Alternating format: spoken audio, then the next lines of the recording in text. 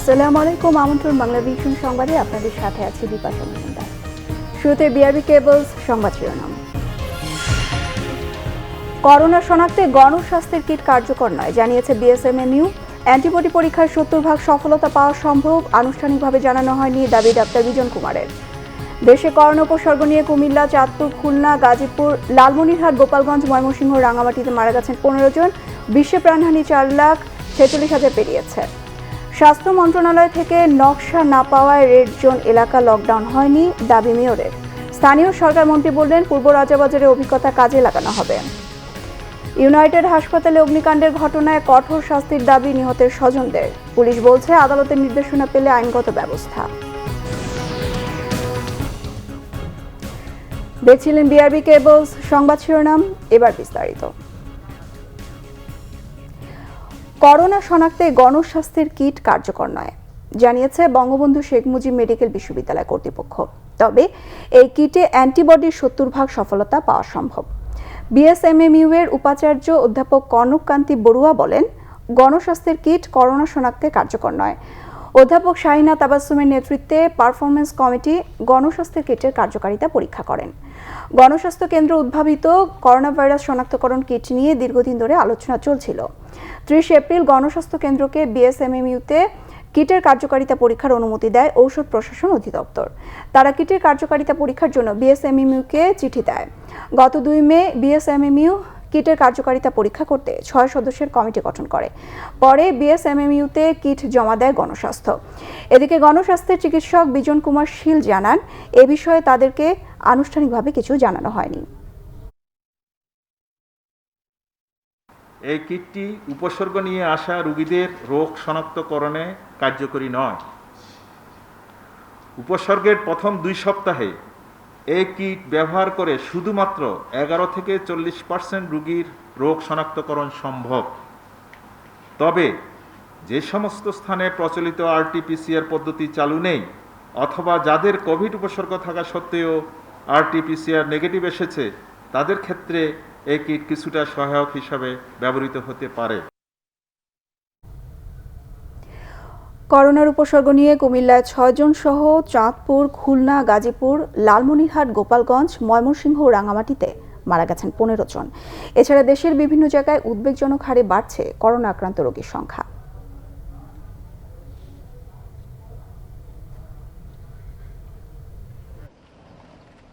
Comilla medical college হাসপাতালের আইসোলেশনে একদিনে মারা গেছেন 6 জন।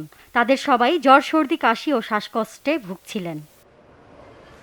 চাঁদপুরের কচুয়ায় ও হাজীগঞ্জে করোনার উপসর্গে মারা গেছেন 2 জন। মঙ্গলবার রাতে তাদের মৃত্যু হয়। করোনা উপসর্গ নিয়ে খুলনা মেডিকেল কলেজ হাসপাতালে মারা গেছেন এক বৃদ্ধ। বুধবার সকালে আইসোলেশন ওয়ার্ডে তার মৃত্যু হয়। লালমনিরহাটের খোঁচাবাড়িতে সর্দি, জ্বর ও শ্বাসকষ্টে মারা গেছেন সাবেক এক পৌর কাউন্সিলরের স্ত্রী। গাজীপুরের কালিয়াকৈরে উপসর্গ নিয়ে মারা গেছেন এক বৃদ্ধ।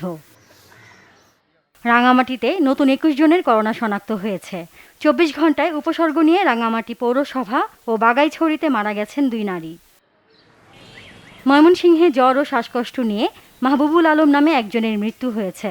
মঙ্গলবার সকালে শিল্পাঞ্চল ভালুকার হবিরবাড়ি এলাকার নিজ বাড়িতে তার মৃত্যু হয়।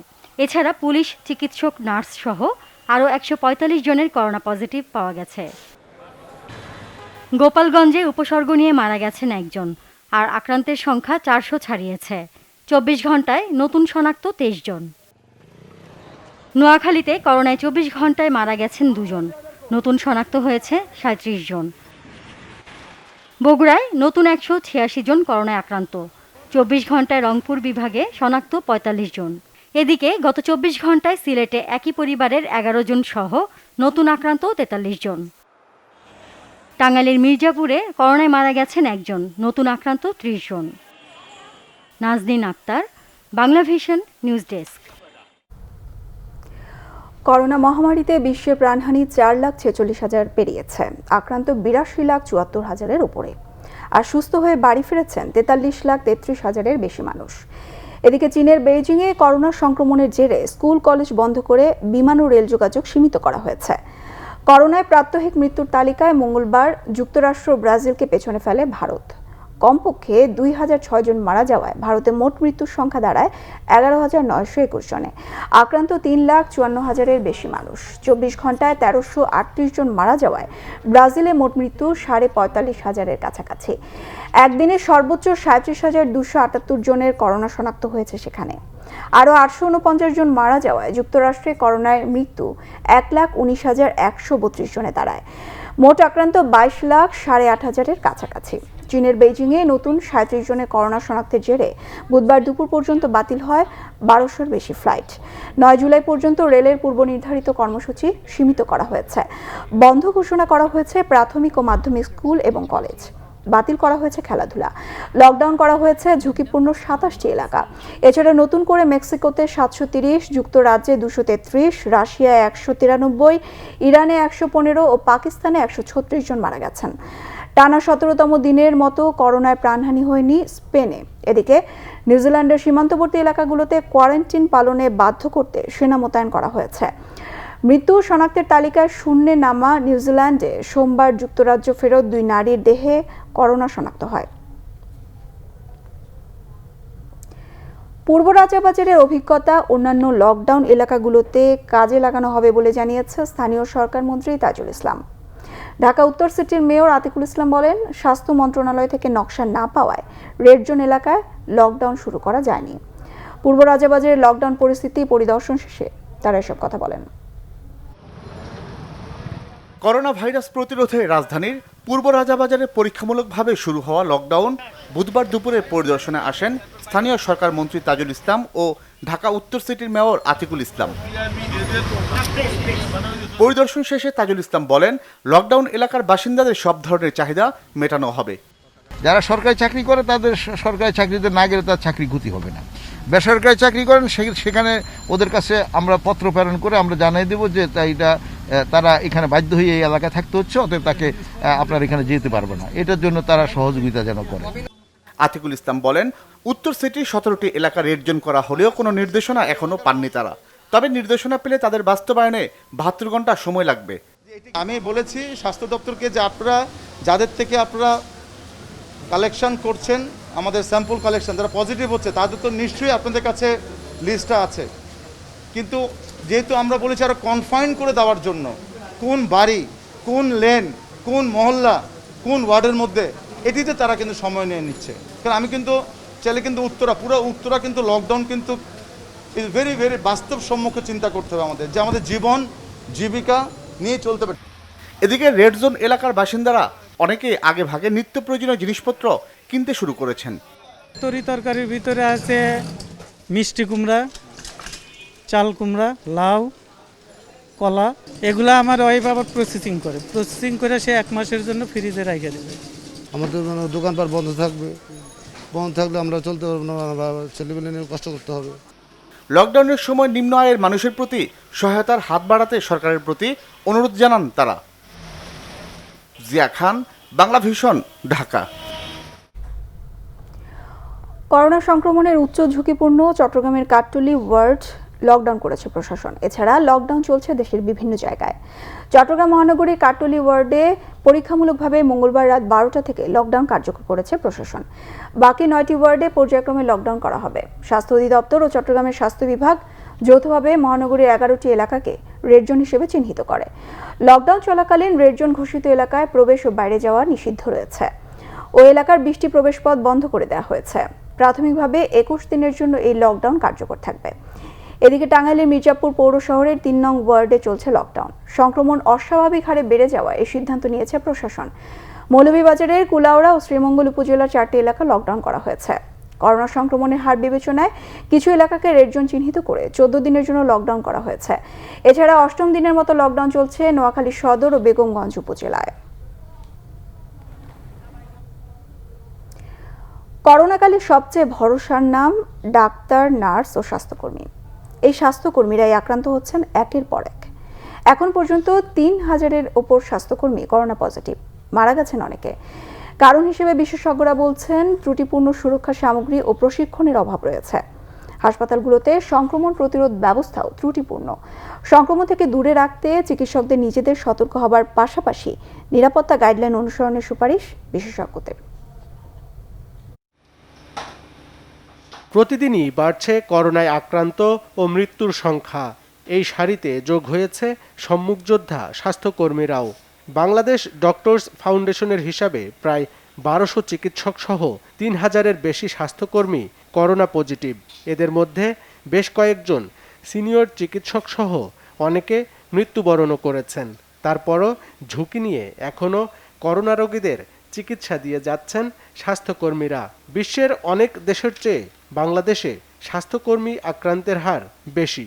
প্রশ্ন উঠেছে, কেন এত বেশি স্বাস্থ্যকর্মী আক্রান্ত হয়ে পড়ছেন? চীন থেকে যে বিশেষজ্ঞ দল আসছিলেন তাদেরকেও আমরা প্রশ্ন করলাম যে এটার কারণটা কি, এবং তারা মতামতও দিয়েছেন যে বাংলাদেশে আমাদের যে হাসপাতালগুলো আছে সেখানে আসলে সংক্রমণ প্রতিরোধে কোনো কার্যকর ব্যবস্থাটা নেই। এই কারণে আমাদের চিকিৎসক, নার্স সহ অন্যরা বেশি করে আক্রান্ত হচ্ছেন। ডাক্তারের যেহেতু রোগীর সংস্পর্শে যেতে হয়, রোগীর যারা আত্মীয় স্বজন তাদের সংস্পর্শে যেতে হয়, সুতরাং এই কারণে, এবং যেখানে কাজ করেন সেই পরিবেশটাও সংক্রমিত একটা পরিবেশ, সেই কারণে সংক্রমণ বেশি। এটা হলো প্রথম কারণ। মানসম্মত পিপিইরও কিন্তু একটা অভাব ছিল এবং এটা নিয়ে প্রশ্ন উঠেছে, এবং মাস্ক নিয়েও একটা সমস্যা ছিল। স্বাস্থ্যকর্মীদের মধ্যে এই হারে সংক্রমণ ছড়িয়ে পড়লে চিকিৎসা সেবা ব্যাহত হতে পারে বলে আশঙ্কা বিশেষজ্ঞদের। তাই এখনই সংক্রমণ প্রতিরোধ করতে হবে। এজন্য বেশ কিছু পরামর্শ দিয়েছেন তারা। নিজেদের সুরক্ষা ডাক্তারদের নিজেদেরই নিতে হবে, এবং এইটার জন্য এই যে ডাক্তার, নার্স এবং হেলথ ওয়ার্কার্স, তাদের কিন্তু এই ব্যক্তিগত সুরক্ষার ব্যাপারে একটা প্রশিক্ষণ দরকার। তারা যখন কাজ করবেন, কাজের সময়ও প্রশিক্ষণ দরকার। শুধু মাস্ক, গ্লাভস বা পিপিই দিলেই হবে না, বরঞ্চ সংক্রমণ প্রতিরোধ যে চর্চা বা ইনফেকশন কন্ট্রোল প্র্যাকটিস, এটা যথাযথভাবে করতে হবে।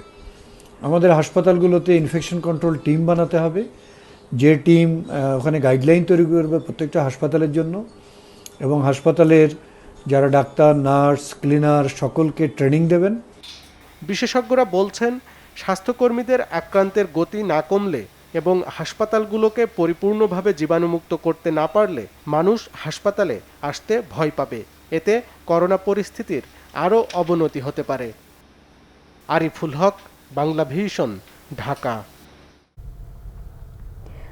কোভিড আক্রান্ত শিশুদের চিকিৎসা দেওয়া হচ্ছে ঢাকা মেডিকেল কলেজ হাসপাতালের করোনা ইউনিটে। চিকিৎসকরা বলছেন, পরিবারকে আরও সচেতন হতে হবে ভাইরাস মোকাবেলায়। বাইরে থেকে বাসায় এসে পরিষ্কার পরিচ্ছন্ন না হয়ে শিশুদের কোলে নিতে কিংবা আদর করতে মানাও করেছেন চিকিৎসকরা। করোনায় আক্রান্ত হলেও শারীরিক নানা সমস্যা থাকাতেই মারা যাচ্ছে শিশুরা। করোনায় শিশুরা কম আক্রান্ত হবে এমন তথ্য আসে গবেষকদের আভাসে। তারপরও বাড়ির নানা বয়সীদের মধ্যে আক্রান্তের পাশাপাশি প্রতিনিয়ত বাড়ছে করোনায় আক্রান্ত শিশুদের সংখ্যা। স্বাস্থ্য অধিদপ্তরের পরিসংখ্যানে দেখা গেছে মোট শনাক্তের 3% 1 থেকে 10 বছর বয়সীদের, আর মৃত্যুহার 0.82%। এদিকে নানা উপসর্গ নিয়ে ঢাকা মেডিকেল কলেজ হাসপাতালের শিশু ওয়ার্ডে ভর্তি রয়েছে শিশুরা। 3 মে থেকে করোনা ওয়ার্ডে এখন পর্যন্ত শতাধিক শিশুকে চিকিৎসা দেয়া হয়েছে, যার মধ্যে মারা গেছে 5 শিশু, যাদের ছিল নানা জটিল রোগ। বর্তমানে ভর্তি রয়েছে 25 শিশু।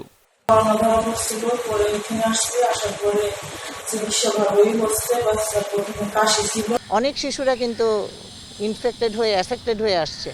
সেটা হয়তো বড়দের কাছ থেকে অ্যাফেক্টেড হতে পারে, অথবা কিছু শিশুর হচ্ছে ভিতরে অসুস্থতা, যেমন ধরেন মেলিগন্যান্সি, তারপরে কিডনির সমস্যা, heart disease, congenital heart disease, জন্মগত হার্টের ত্রুটি। তো এই সমস্যাগুলি নিয়ে অনেক বাচ্চারাই কিন্তু অ্যাফেক্টেড হয়ে আসছে। চিকিৎসকরা বলছেন, শিশুদের প্রতি অভিভাবকদের আরও যত্নশীল হতে হবে। সচেতনতার অভাব তো একটু আছে। নিজেরা যদি প্রোটেকশন না নিয়ে থাকে তখন কিন্তু বাচ্চাদের কাছে ট্রান্সমিশন হয়ে যায়। যখনই এক হসপিটাল থেকে আরেক হসপিটালে অ্যাডমিশন নিচ্ছে তখন কিন্তু ওখানে এক্সপোজ হয়ে যাচ্ছে। এভাবে কিন্তু বাচ্চাদের ছড়াচ্ছে। মুখে আদর করা থেকে বিরত থাকতে হবে।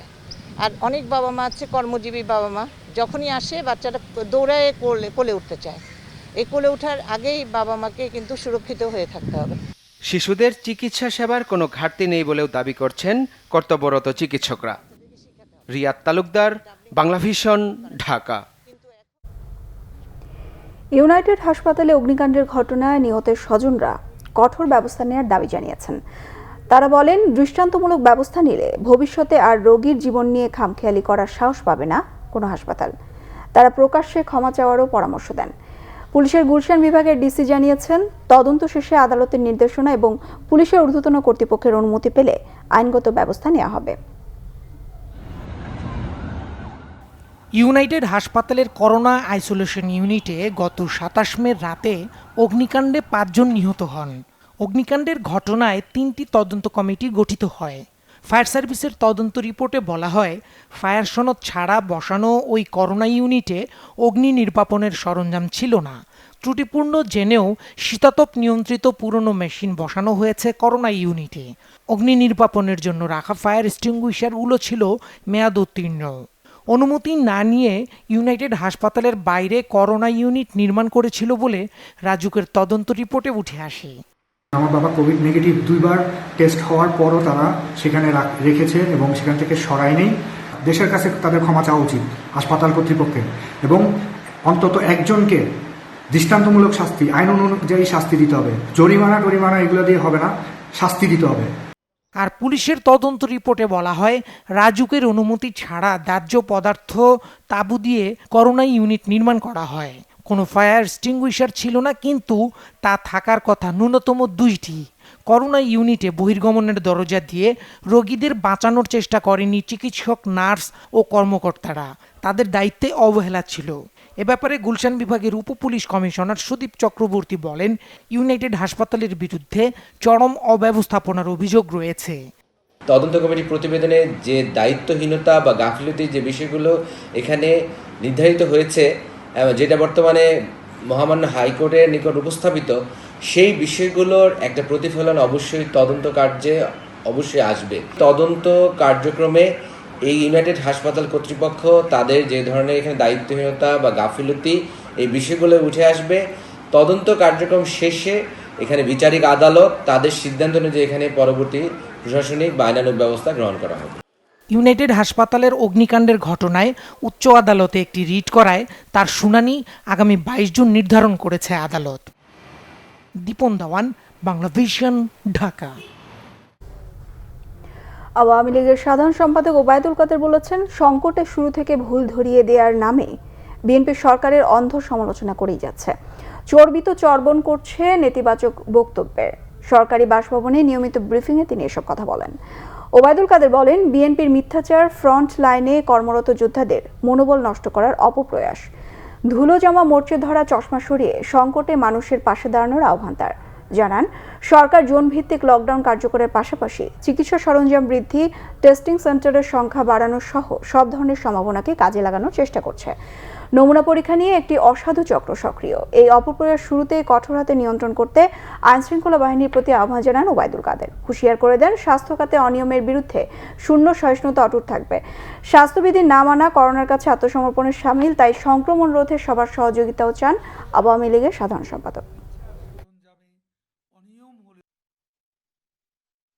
বিএনপি সংকটের শুরু থেকে ভুল ধরিয়ে দেওয়ার নামে সরকারের অন্ধ সমালোচনা আর নেতিবাচক বক্তব্যের চর্বিত চর্বণ করে যাচ্ছে। দেশ, জাতি তথা অসহায় মানুষের পাশে না দাঁড়িয়ে মিথ্যাচার আর গুজব ছড়ানোকে তারা পবিত্র দায়িত্ব হিসেবে মেনে নিয়েছে। এই মিথ্যাচার ফ্রন্টলাইনে কর্মরত যোদ্ধাদের মনোবল নষ্ট করার অপপ্রয়াস। বৈরী আবহাওয়ার কারণে চট্টগ্রাম, কক্সবাজার, মোংলা ও পায়রা সমুদ্র বন্দরকে 3 নম্বর স্থানীয় সতর্ক সংকেত দেখাতে বলেছে আবহাওয়া অফিস। উত্তর বঙ্গোপসাগর ও তৎসংলগ্ন এলাকায় গভীর সঞ্চালনশীল মেঘমালা তৈরি হয়েছে। এর প্রভাবে বাংলাদেশের উপকূলীয় এলাকা ও সমুদ্র বন্দরের উপর দিয়ে ঝোড়ো হাওয়া বয়ে যেতে পারে। সাগর মাঝারি ধরনের উত্তাল রয়েছে। গণমাধ্যমে পাঠানো বিবৃতিতে এ তথ্য জানানো হয়। এর প্রভাবে রাজধানী সহ দেশের বিভিন্ন জায়গায় সকাল থেকে থেমে থেমে বৃষ্টি হচ্ছে। করোনার প্রভাবে রাজধানীতে যান চলাচল ছিল কিছুটা কম। যারা বের হয়েছেন তারাও ভোগান্তিতে পড়েছেন। এদিকে চট্টগ্রাম বন্দরের নোঙরে পণ্য খালাস কাজ ব্যবহৃত হচ্ছে। উত্তর বঙ্গোপসাগর ও গভীর সাগরে অবস্থানরত সব মাছ ধরার নৌকা এবং ট্রলারকে পরবর্তী নির্দেশনা না দেওয়া পর্যন্ত উপকূলের কাছাকাছি থেকে সাবধানে চলাচল করতে বলা হয়েছে। পদ্মার তীব্র ভাঙনের কবলে মুন্সিগঞ্জের টঙ্গিবাড়ি উপজেলার 3টি ইউনিয়নের 10টি গ্রাম। নদীগর্ভে বিলীন হচ্ছে ফসলি জমি ও বসত ভিটা সহ বিভিন্ন স্থাপনা। অবৈধ ড্রেজিং বন্ধের পাশাপাশি স্থায়ী বাঁধ নির্মাণ করা না হলে বর্ষায় পরিস্থিতি আরো ভয়াবহ হওয়ার শঙ্কায় পদ্মাপাড়ের মানুষ। মুন্সিগঞ্জ থেকে সোনিয়া হাবিব লাবণী রিপোর্ট। করোনা আতঙ্কের মধ্যে নদী ভাঙনের আরেক আতঙ্কে মুন্সিগঞ্জের টঙ্গিবাড়ির পদ্মাপাড়ের মানুষ। কঠিন পরিস্থিতি মোকাবেলা করছে খেটে খাওয়া মানুষেরা। নদী গিলছে মসজিদ সহ বিভিন্ন স্থাপনা। প্রতি বছরই ভাঙ্গে, তাই আমরা বছরে বছরে ঘর চাপাই। বাঙ্গাল দায়িত্ব আছে গাঙ্গা, আর কি করবো আমরা, আমাকে করার কিছুই নেই। ভাঙন ঠেকাতে নিজেদের টাকায় অস্থায়ী বাঁধ দেওয়ার চেষ্টা করছেন স্থানীয়রা। কোথাও বাঁধ নির্মাণের নামে চাঁদা তুলে নিজেদের পকেট ভরছে জনপ্রতিনিধিরা। এলাকাবাসীর অভিযোগ, একটি চক্র পদ্মা থেকে অবৈধভাবে বালু উত্তোলন অব্যাহত রাখায় ভাঙনের মুখে পড়েছে তারা। অথচ ভাঙন ঠেকাতে কোনো উদ্যোগ নেই প্রশাসনের, পাশে নেই জনপ্রতিনিধিরাও। বর্ষার কথা ভেবে আতঙ্ক বেড়েছে আরও। মাটি কাটটা মনে করেন আমরা ওই যে আনলে মনে করেন ফসলের জায়গা জুগা যায় না, যা আছে কাটটা কুটটা আনলেই মনে করেন ভাঙ্গে আরো সব খেয়ে শেষ হয়ে যায়। ওই গাং ওই সাইডে ছিল আগে, এখন ভাঙতে ভাঙতে এ পর্যন্ত শুধু একমাত্র 1,500 মাটি কাটার জন্যই ভাঙছে। বাদ দেওয়ার মতো কোনো প্রজেক্ট রাখে নাই।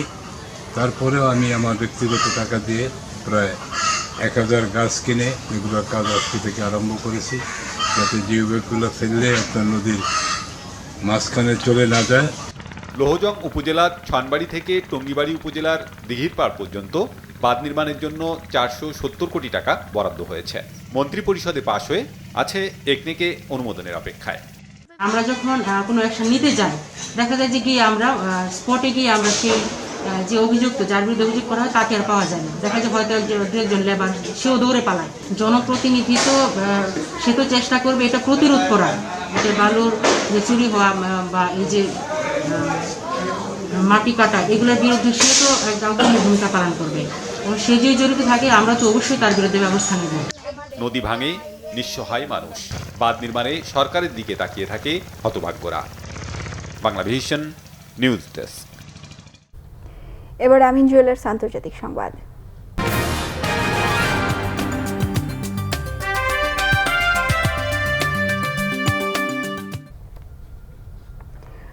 লাদাখ সীমান্তে গোলাগুলিতে ভারত ও চীনের অন্তত 63 সেনা হতাহতের ঘটনায় দুপক্ষকে সর্বোচ্চ সংযম প্রদর্শনের অনুরোধ জানিয়েছে জাতিসংঘ।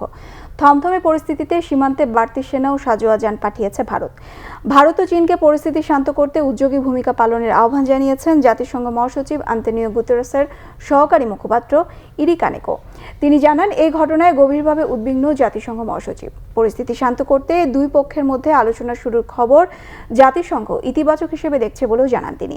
এদিকে সোমবারের রক্তক্ষয়ী সংঘর্ষের পর থমথমে ভারত ও চীনের সীমান্ত এলাকা। এর জেরে চীন সীমান্তে বাড়তি সেনা, সাজোয়া যান, কামান ও গোলাবারুদ পাঠিয়েছে ভারত। এই ঘটনার জেরে দেশীয় প্রযুক্তিতে তৈরি শব্দের চেয়ে দ্রুত গতি সম্পন্ন ব্রাহ্মোস ক্রুজ মিসাইলকে সামরিক বাহিনীতে যুক্ত করার আনুষ্ঠানিক অনুমতি দিয়েছে ভারত। সোমবার লাদাখের গালওয়ান উপত্যকায় রাতভর গোলাগুলিতে ভারতের এক কর্নেল সহ 20 সেনা নিহত হয়। পাল্টা হামলায় চীনের অন্তত 43 সেনাকে হতাহতের দাবিও করেছে ভারত। সংবাদ শেষ করব বিআরবি কেবল শিরোনামগুলো আরও একবার জানিয়ে।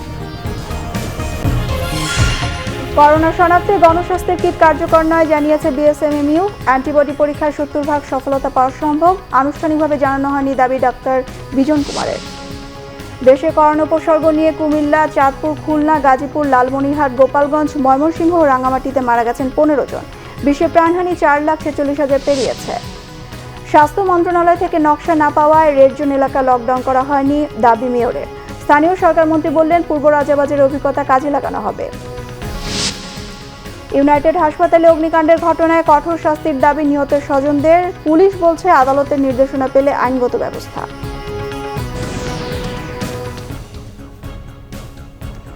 এই ছিল এখনকার মতো। পরের সংবাদ বিকেল 4টায়, 3টায় রয়েছে নিউজ টপ 10 দেখার আমন্ত্রণ রইল। এছাড়া বাংলাভিশন সংবাদ ও সংবাদ সংশ্লিষ্ট অনুষ্ঠান দেখতে লগ ইন করুন facebook.com/বাংলাভিশনে, সাবস্ক্রাইব করুন youtube.com/বাংলাভিশন নিউজ। সঙ্গে থাকায় ধন্যবাদ।